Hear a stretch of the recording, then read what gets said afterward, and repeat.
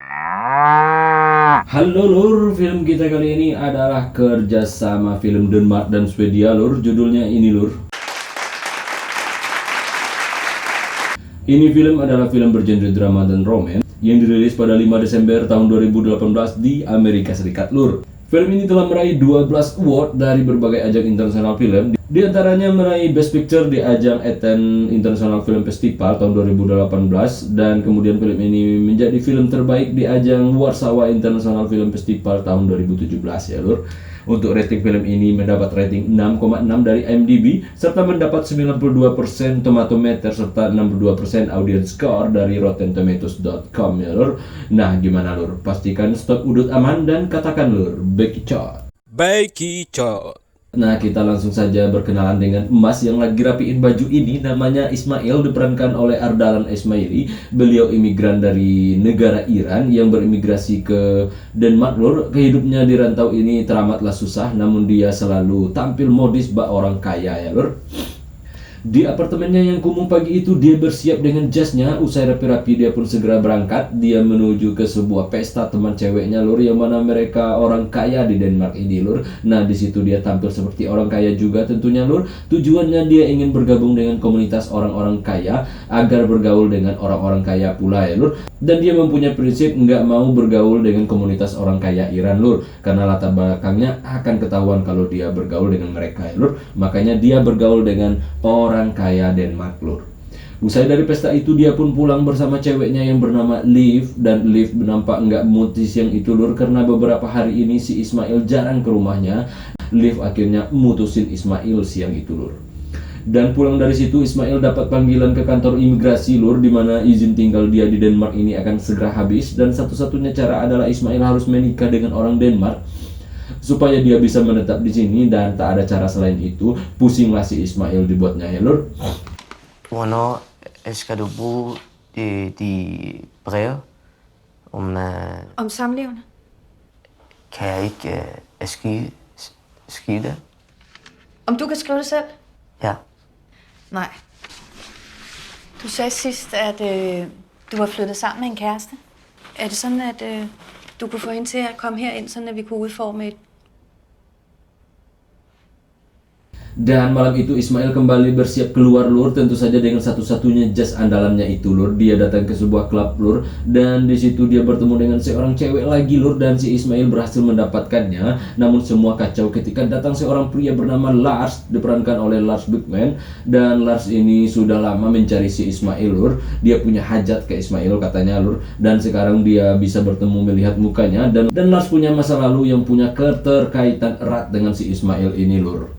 Nah ini dia pekerjaan Ismail lur. Dia bekerja sebagai kurir, dan saat membawa barang seseorang yang sedang pindahan ke sebuah apartemen, dia melihat salah satu teman Irannya yang didatangi seorang polisi. Dia melihat itu pria menangis di deportasi lur. Nah keadaan Ismail semakin terjepit. Dia takut waktunya sebentar lagi mengalami nasib di deportasi kalau tak menemukan solusi dari masalahnya ya lur.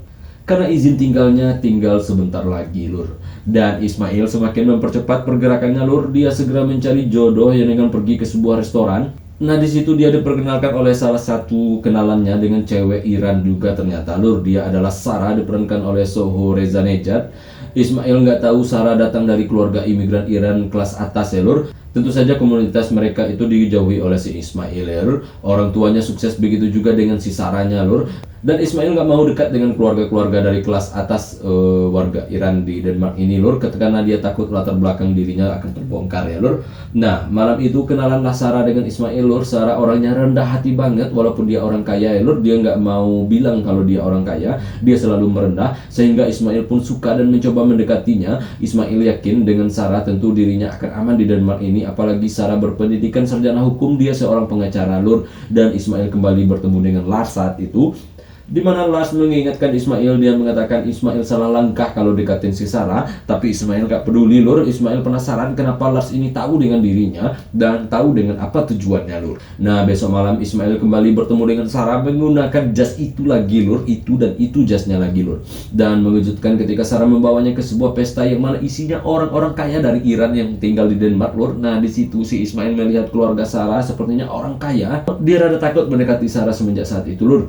Dan ketika mereka mengobrol di luar, Sarah memperlihatkan kecerdasannya sebagai seorang pengacara. Nah, disitulah Ismail merasa rugi kalau meninggalkan Sarah ya lur. Akhirnya jadianlah mereka lur.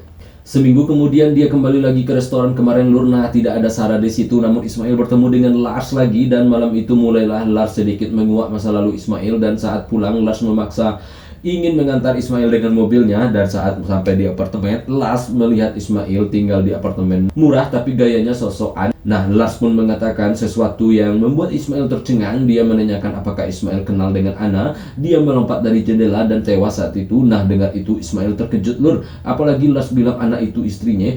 Ismail semakin cemas ya lur. Lars tak melanjutkan pembicaraan dan membiarkan Ismail pergi lur. Det synes jeg, du skulle vide. I can't help you.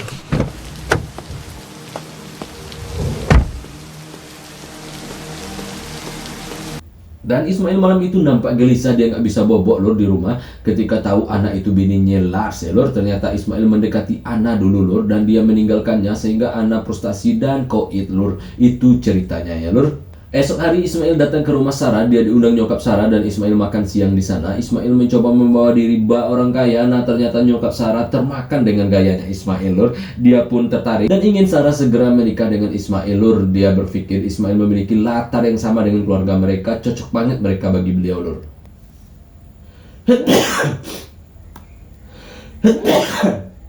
Nah,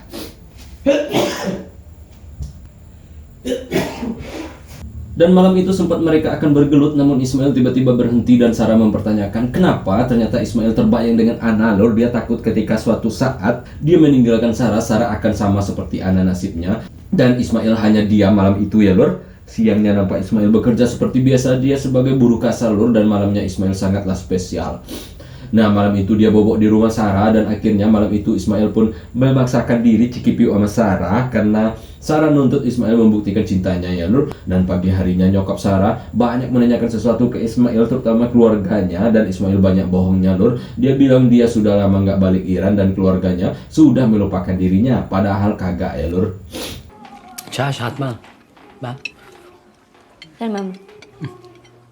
شما نمیخوایم برشین ما پرتغال نداریم. چشم ما میخوایم یه مهمونی ایرانی بگیریم، یکم به کمک احتیاج داریم. نمیخوای؟ چرا مرسی.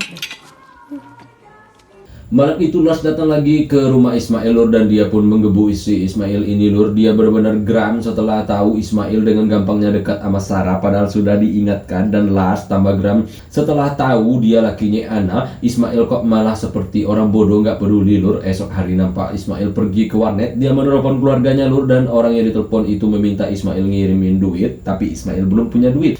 Dan di sini latar belakang Ismail sudah agak jelas ya lur. Dan Ismail pura-pura kehilangan koneksi internet, dan dia berjanji akan menelpon setelah jaringannya bagus lur. Ismail pun mulai gelisah lur. آقا جون الان نمیتونم زیاد حرف بزنم، فقط نگران نباشین اوکی؟ ولی چیزی نشده، خیالتون راحت باشه. آره پول رسیده. زنگ بزن. زنگ بزنی ما نگران میشیم. اینترنت ضعیفه، بعدم بهت زنگ میزنم. من کی میبینمت؟ هیچ وقت.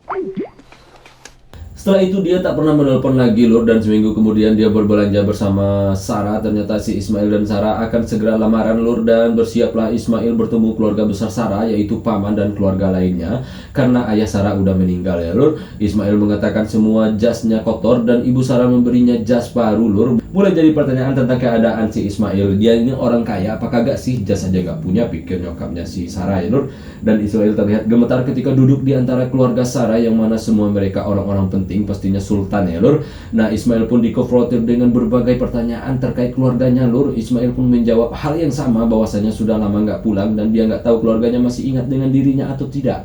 Dan keluarga Sarah yang sudah puluhan tahun di Denmark mengatakan sebaiknya Ismail mulailah melupakan kampung halamannya, karena dia akan bahagia dengan Sarah di sini. Dan itulah yang membuat hati Ismail bergetar ya lur. Tak mungkin dia melupakan kampung halamannya lur. Nah, malam itu Sarah meminta Ismail pepet memepet lur. Ismail nampak dengan terpaksa melakukannya dan kembali lagi seperti dulu-dulu lur. Dia tiba-tiba saja menolak dan menjauh dari Sarah, dan Sarah mempertanyakan apakah Ismail mencintainya. Tidak sih, dan Ismail pun diam lur. Dan Sarah pun mengadukan ke nyokapnya bahwa dia nggak mungkin menikah dengan Ismail. Ismail tak mencintainya. Terkejutlah si nyokap itu lur. Sementara tamu undangan ramai di rumahnya lur. Tentu ini akan menjadi pukulan telak bagi keluarga mereka. Malunya pasti bukan main ya lur, dia mempermalukan keluarga mereka lur. Nah, ketika salah satu keluarga Sarah ngajak Ismail dansa, Ismail menolaknya dengan kasar hingga akhirnya menjatuhkan foto almarhum bokap Sarah lur. Dan itu benar-benar membuat keluarga ini murka kepada Ismail ya lur. Nah, pada akhirnya Ismail diusir secara paksa dari rumah itu lur. Ismail pun meratapi kembali nasibnya lur. Semua terjadi karena Ismail melawan prinsipnya lur. Dia tak pernah mau mendekati keluarga kaya Iran di Denmark ini sejak dulu ya lur. Karena dia tahu koneksi orang kaya Iran bakal membongkar latar belakang dirinya. Dan Ismail hancur karena melawan prinsipnya itu ya lur. Nah, tak sampai di situ lur, Lars menunggu Ismail di luar ternyata. Dan di tempat sepi dia pun memberi pelajaran ke Ismail. Bisa-bisanya Ismail mencoba nikahi Sarah sementara banyak wanita lain yang terluka oleh dirinya, kata si Lars lur.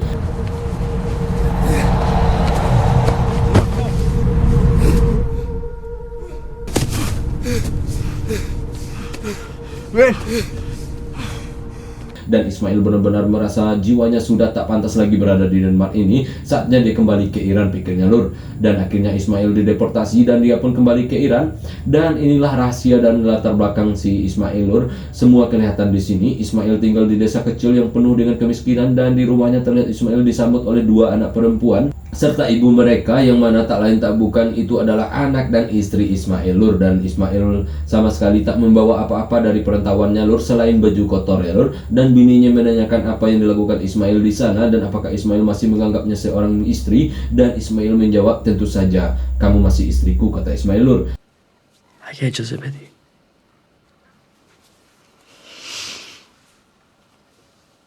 آره.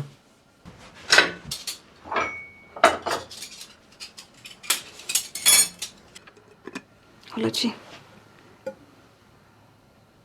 Akhirnya Ismail pun kembali seperti dulu, hidup di desa kecil ini bersama keluarga kecilnya ya lur. Film ini pun akhirnya tamat lur.